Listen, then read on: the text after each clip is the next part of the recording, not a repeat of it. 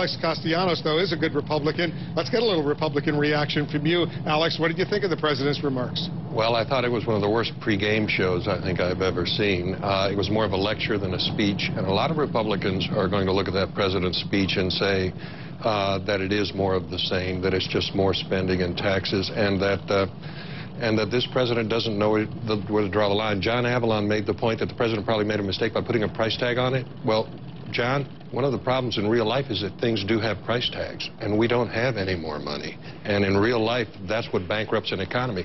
A lot of America, there's this myth, excuse me, John, there's a myth out there that if Washington just worked together, we'd solve all our problems. A lot of Americans are concerned out there that Washington has been working together, and that's why we have this massive debt, this crushing amount of regulations, taxes that kill business and jobs. Remember, the mess we've got today, Washington worked together to create. So that's what Republicans are going to look, what actually works and solves our problems. Alex, the problem is that kind of recitation. Won't work. All right, the problem is that kind of recitation of partisan talking points. That's the problem. When Americans look up and they see Washington is dysfunction because of hyperpartisanship.